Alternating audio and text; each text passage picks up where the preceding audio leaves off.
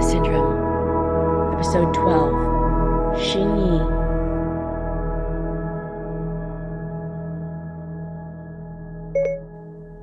The problem we have with Cuba is not that it is a communist hellscape.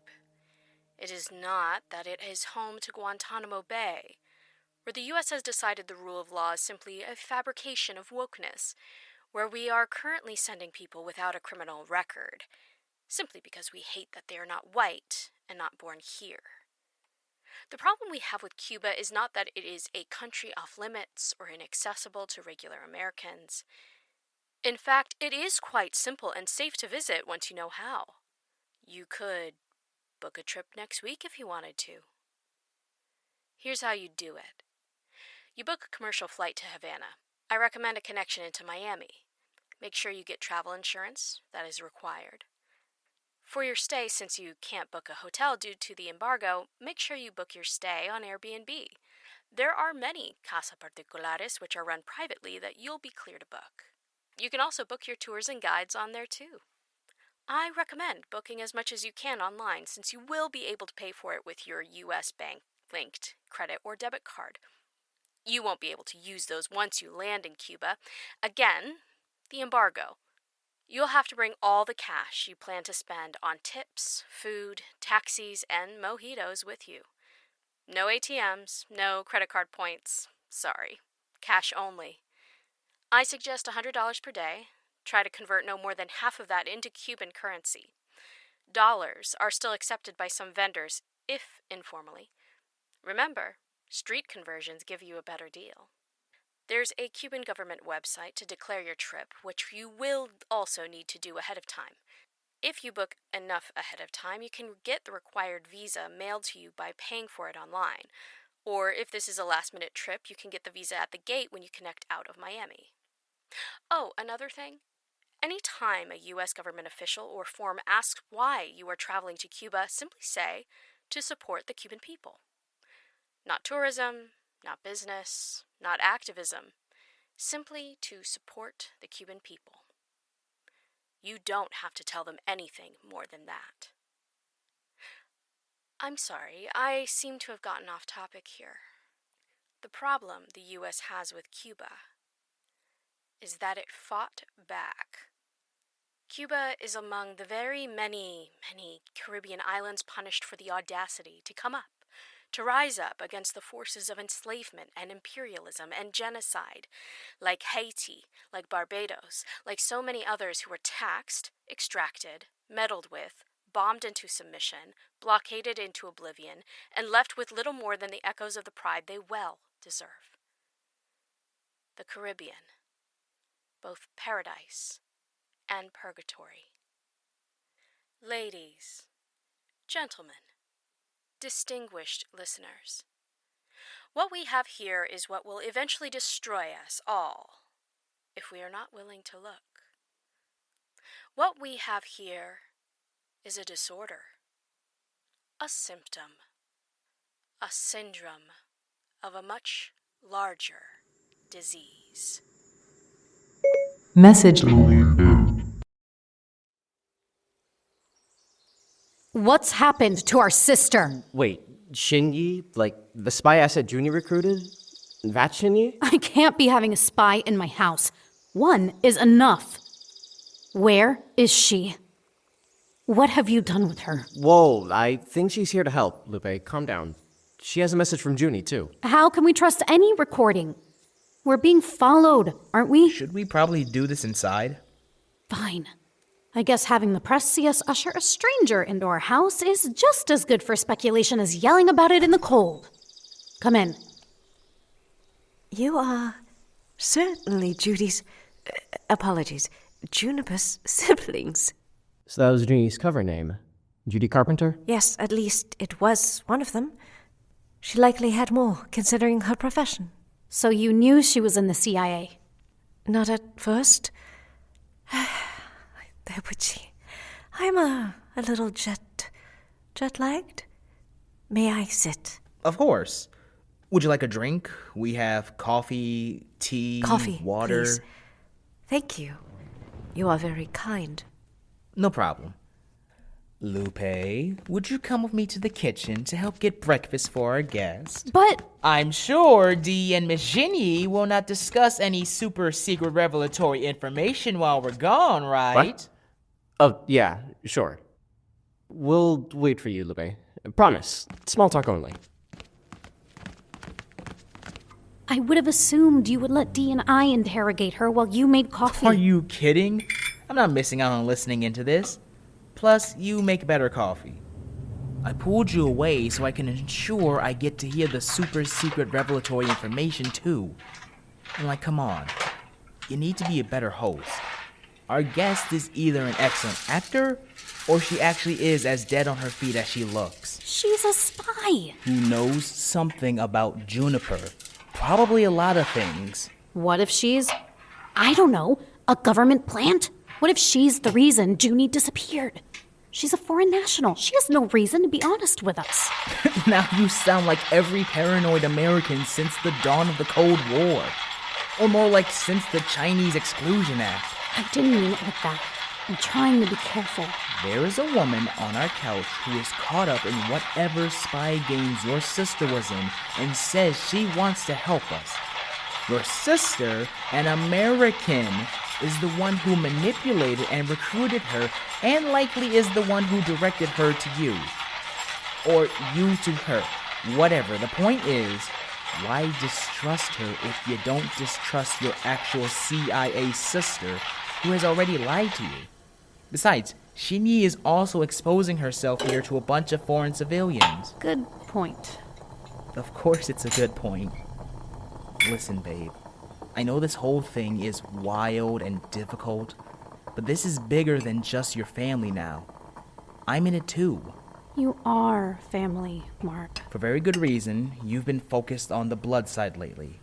And for the last few days, I've been down to let you do whatever, go wherever, but you haven't been shrugging off reporters and surveillance vehicles by your actual home. If you're going to keep down this road, you have to let me come with, alright? You don't have anything to do with this. Like hell I don't. You're my spouse. Out there is my brother sitting with a likely spy. My sister is missing. I was about to have my other sister dig up stuff for you. I know you're trying to protect your family, but you have to remember who is on your side. Mark, I'm barely convinced to keep digging into this myself. I don't want to drag you down with me. For better or for worse, my love. And you got more than just one person looking out for you. For us. So let's work together on this. Fine. I love you. I love you too. Plus, you forget that I spent 15 years training in Kung Fu. You never know when that might come in handy during a spy thriller. Shut up and let me make coffee. I can't remember the street. They make custom blends. I'm pretty sure they have coffee too, but like I said, it's primarily a tea shop. And they have baked goods. Junie took me one summer when I was visiting. I think I know which one you are talking about. They have a dragon logo? Yeah. Yeah, something... afternoon tea? God, it's killing me. I can't remember the name. I'd love to go get a restock on my rose mint tea. Granted, it's like an hour drive from here. Maybe I can get Lupe to take me before I head back. You can come too, of course, if you'd like. We will see. I may not be welcome across the border. Oh. I have not cared to test it recently, for obvious reasons. Not super obvious? Why would you not be welcomed in the U.S.? Here you are, freshly pressed by my lovely wife. Ah, thank you. How do you take your coffee? Just black, please. I have an awful headache, and the trip here did not give me time to stop by a Tim Hortons or Starbucks. Guadalupe, if you give me a moment, I will tell you what I came here to tell you. I promise. I'm sorry. I've been rude. I'm still a little jet-lagged myself. And, well, a little concerned, obviously. You can call me Lupe. No need to apologize. This is not an easy or safe situation for any of us. I understand, and I appreciate your concern. Dee? Milk and sugar for me, thanks. I think we should also have this conversation downstairs. Perhaps for a second round of caffeine? A good precaution. How did you figure that out? A friend of Dee's. Ah, yes. I was aware you were traveling with another. Why is she not here? Oh, yeah. Let me text her. Nat should definitely hear this, you think? I don't know. Lupe. Okay, yes. The more people to help, the better. The question is, Xinyi, how comfortable are you with people listening in to what you have to say? I am not at liberty to refuse any one of Juniper's family at this point, blood or chosen. Really? Why? It is a long story. Better told when I have another mug of this delicious coffee, perhaps? And downstairs, certainly. I'll bring the tray.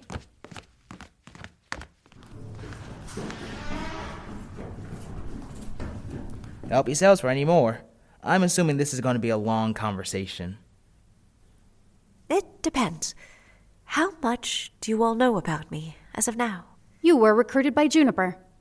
Assuming to spy on something you work on, or work with.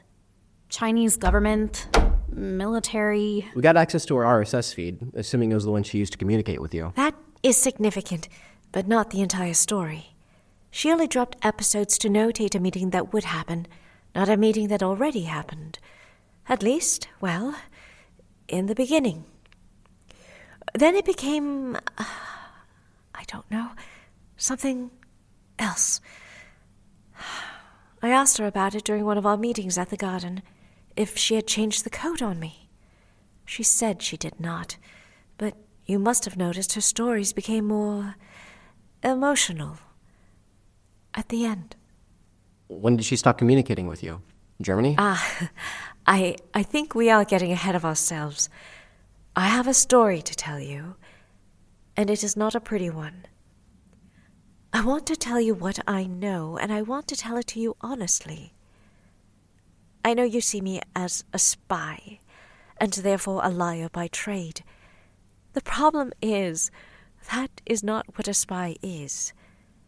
Your sister was the one trading in secrets and trained to uphold alternate realities, not me.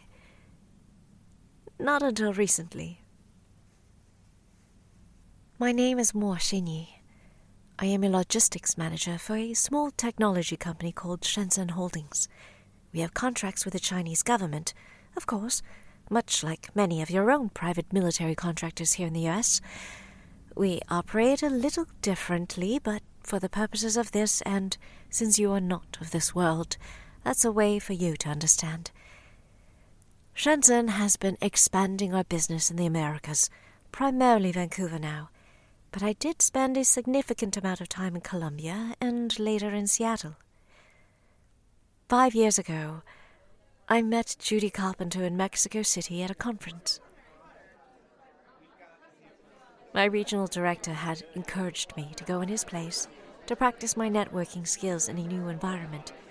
We also knew that relations between Mexico and the U.S. were souring, and that meant an opportunity for the Chinese companies to step into the hemisphere.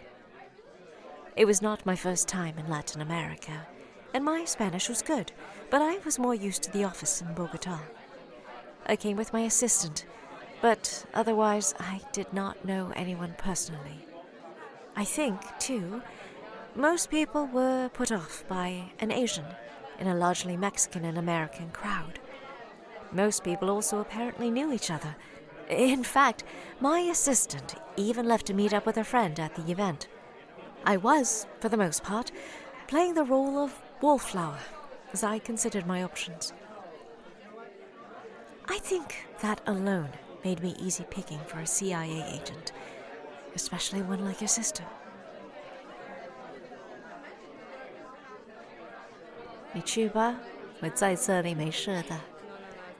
明天早上你一定要去参加讨论会。谢谢您，老板娘，我一定会到场的。Gracias, boss. Gracias, señora. O gracias, jefa. 哎，好的，好的，我会搞定的。 Vino tinto, porfa. Gracias. 你要什么？我的朋友. Huh? What would you like to drink? It's on me. It is an open bar. Buenos propinos. Entonces, güey. Exactamente. Tips are on me. Ah, well. Por favor, una cerveza. Gracias. And, well, thank you. Judy Carpenter. Nice to meet you. Mr. Dongfang. No, that is my director. I am here in his stead. I am Xinyi. Nice to meet you, Judy. Nice to meet you, Xinyi.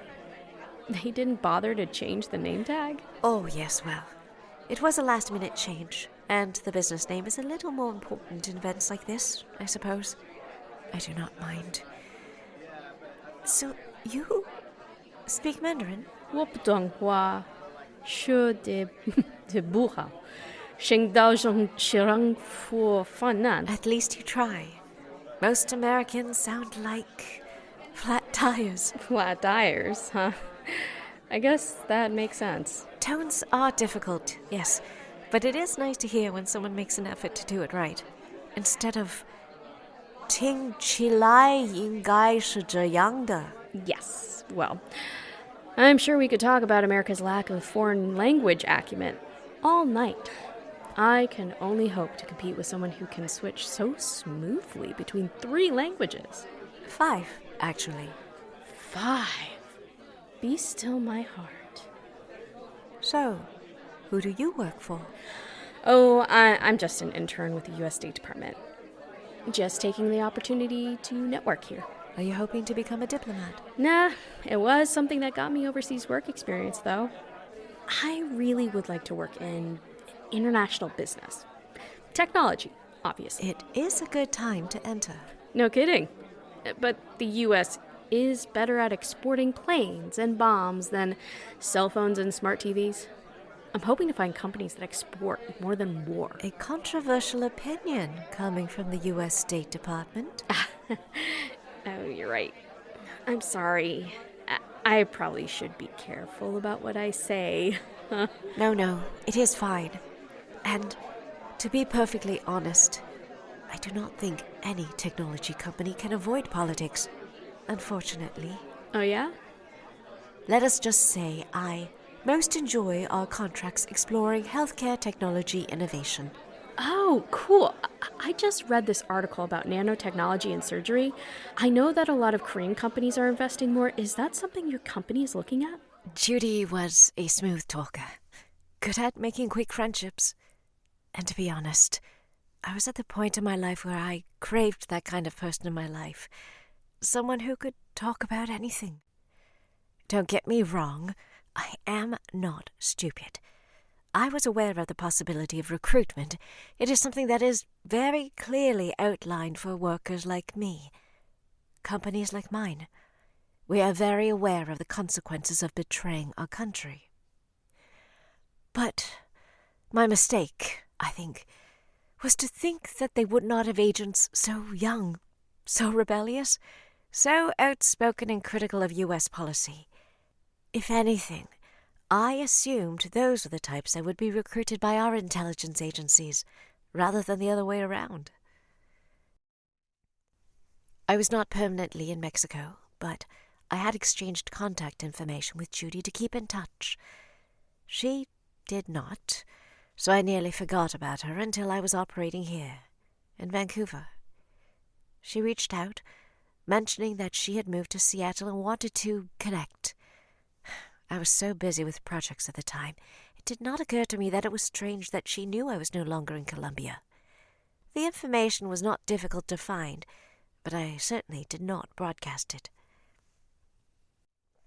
We met quite a few times during the course of a year, just as friends, I thought. It was difficult for me, living here. I had colleagues, of course, but I was, I admit, very lonely.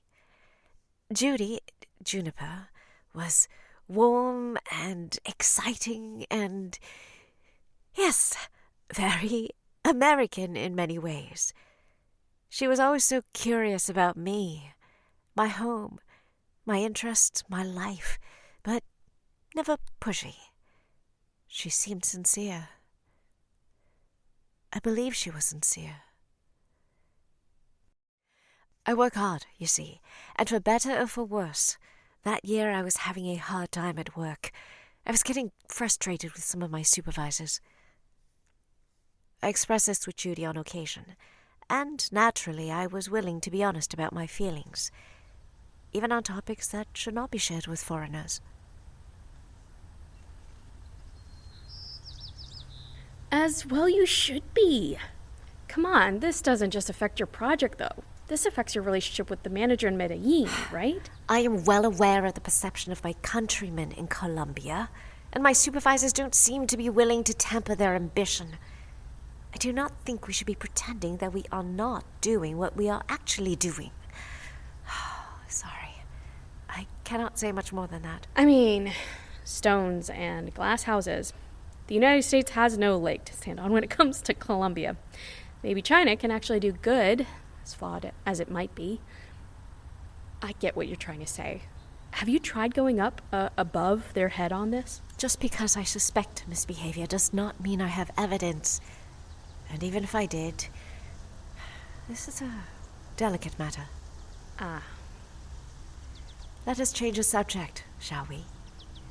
Here we are, in the beautiful Seattle spring. Right.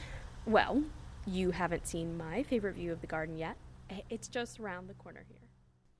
A few more incidents with my Columbia project pushed me over the edge. I was furious, actually, and Judy recruited me officially later that summer. Her timing is impeccable, I will tell you that. The project I was on was an excellent opening into Chinese negotiations with raw materials mining and refining.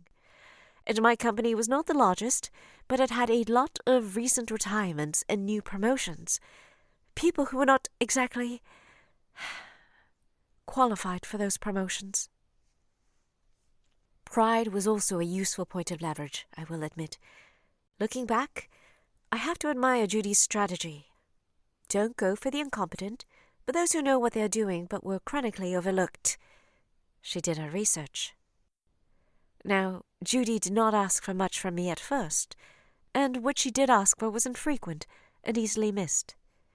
In the meantime, she treated me like a friend. She would be clear about when we needed to talk business, and when she was simply inviting me for dinner, or perhaps to talk about the latest episode of a Xianxia series I had recommended. But things changed quickly. All relationships do. And our particular one was walking along a knife's edge the whole time. I was in Vancouver when it happened. I had just finished a late-night meeting with some investors to give them an update on our project. I was walking home, alone, and I was perhaps not as aware of my surroundings as I should have been. Now, I have to say that Judy was very good with training me how to cover my tracks when it came to siphoning information. They were simple but effective techniques.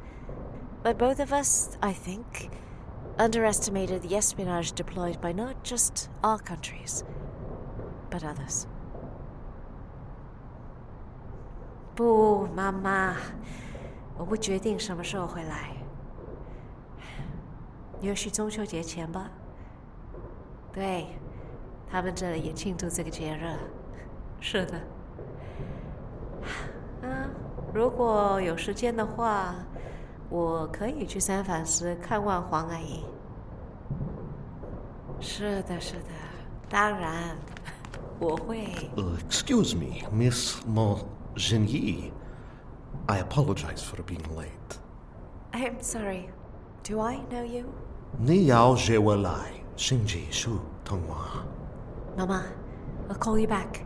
My Uber is here. Tell Judy I said hi. I can scream right now, you know. No, you won't.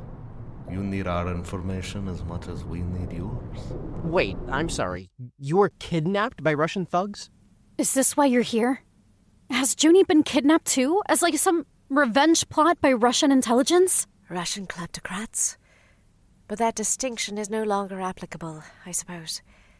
But yes, I was kidnapped. Briefly. Apparently, someone on the Russian side had the same idea as Judy when it came to recruiting me for corporate espionage. But the Russians were more direct about it. Brutal? I will spare you the details about what these kidnappers did and what they wanted. The important thing to know is that Judy and I had often talked about our families. That is why I knew you lived here, Lupe. I was surprised that Judy would give enough of her personal information that should I need to dig deep, I could have found out her real name. But I had my own secrets to keep, and I liked the intrigue. But there was another reason we shared such information. Little did I know, but Judy was also creating links on her own to keep tabs on me. I was sometimes out of pocket, unable to speak with my mother as often as I wanted to. Judy must have suspected something would go wrong eventually, because just a week prior to the kidnapping, she had told me to give my mother her personal contact information, to introduce her as a local friend. At this point, I was in contact with Judy almost as frequently as my mother, and, in a way, I was glad someone else knew about what was going on in my life. I was happy to do so. And so, I supposed I saved my own life by telling my mother to contact Judy. It was strange enough for me to speak to her in English. It tipped her off that something was wrong. How did you get out? They actually let me go. Once I gave them enough information, they were convinced that I was in their pocket. I had given them enough information that they could blackmail me with it. I was able to withhold information about Judy, however. They didn't know that I had already been recruited by the CIA. Of course, Judy found me almost as soon as I was dropped off back home.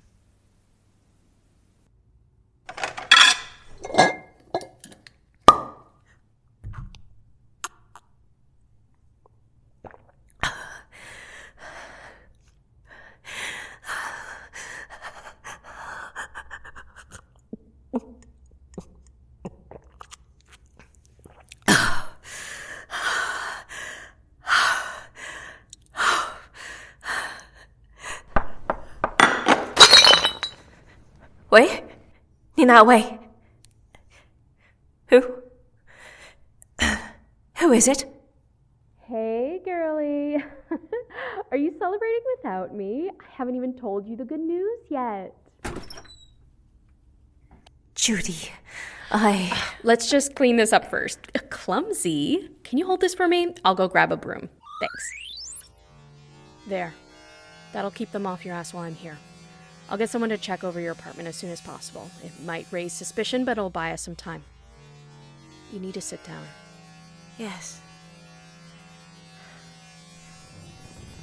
I'm going to turn this off for the rest of the time that I'm here. We won't talk about anything more than about me cleaning this mess in your kitchen up for you. And we'll just have a cozy night, okay? We can even watch an episode of Love, Flowers, and Immortality. Okay. All right. Turning off. Now.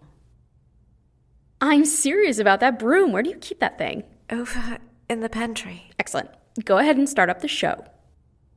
So, just like that, you're going to clean up my mess? Don't look at me like that. I'm your guest. I can help with cleaning. I've got the skills, got the tools. You just relax. It's a pretty big spill. There are so many shards of glass. I know how to handle glass. It will stain your clothes. I can get the stain out. Judy. You see this shirt? It's not an expensive one. I've gotten oil stains, wine stains, gas stains on it before. I'm probably just as clumsy as you are. And you know what? I have people I know who have told me that I should just get rid of this shirt. It's not worth the hassle. But I love this shirt. And they don't know I have this guy, you see, in Pike Place who does... Pike Place? Isn't that from Juniper's recordings? Yeah, that really weird one. The one that sounded like she was... She was ordering a hit.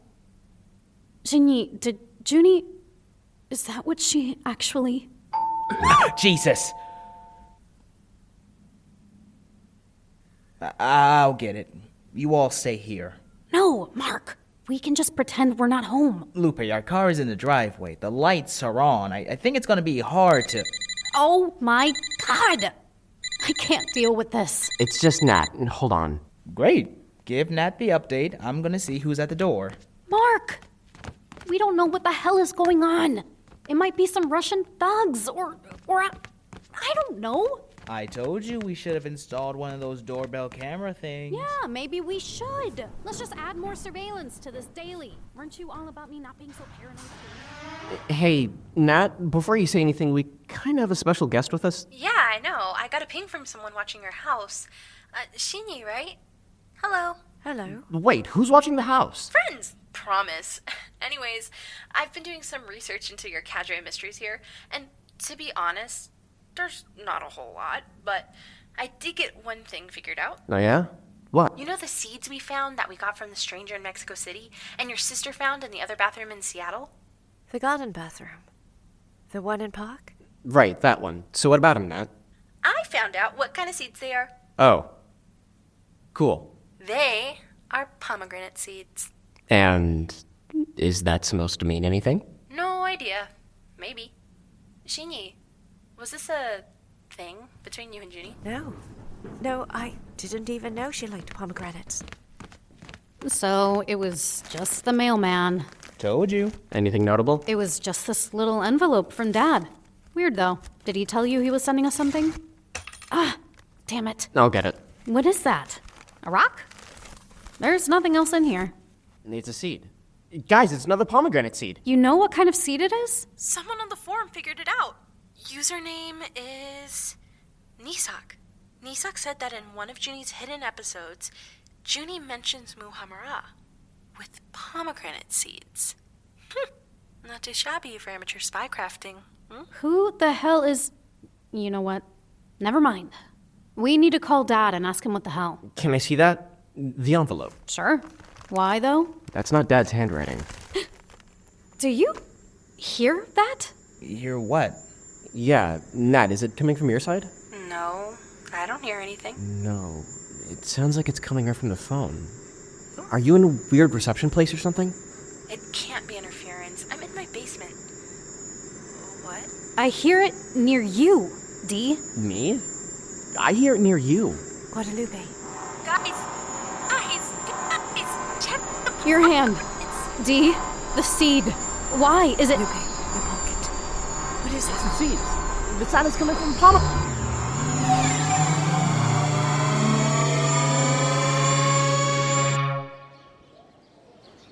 Did that just happen? No way. No. No fucking way. I think we are in... Cuba. We're in Cuba.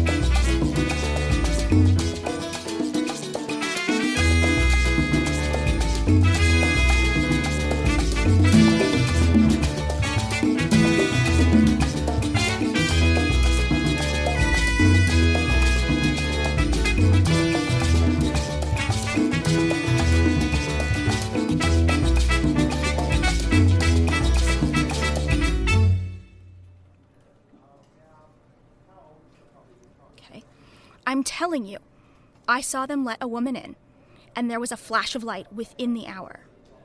We rushed the house, but there was no one there. No one left the house. So, not only did you break in without a warrant, you're trying to say they disappeared into thin air? That's ridiculous. I don't know how they did it, Foreman. I'm just telling you that there is something strange about this case. We are ramping up with disappearances. It started with Juniper, then Usmanov, now 5 more people in one go. Our partners with the company are taking note. That's all we can do right now. You don't have anything that will give us a warrant. And none of them on the no-fly list. I think you're taking this personally. Don't you think the CIA isn't playing fair? I've been yanked back from this case multiple times, and I can't help but wonder if it's because I'm getting too close to one of their pet projects. You know how I feel about this partnership too, Celia. But we have to abide by the playground rules, and you deciding to be insubordinate... I've talked with the supervisor. I think it's best if you take a break from this case. Just for a few months. You can't be serious. Fine. Fine. Keep getting your chain yanked for all I care. I'm taking a vacation. God knows I've got the days piled up. I've been busting my ass to prove myself. For what? Just goes to show how much that's actually worth. You're a smart woman, Whittiker. I don't want... What? Do you keep thinking I'm gonna turn? Get up to my old tricks or something? Write a bad check? Forge a passport?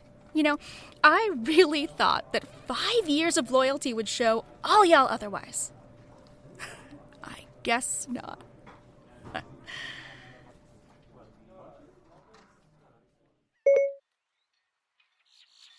Personal memo. My analyst got back to me right after I stormed out of Foreman's office. It was about one of the voice notes. The very first one, in fact. She got a hold of the original file, the one on Dimitri's phone. She said that it just appeared there.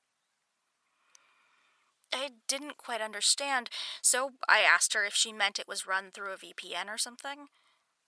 No, she told me.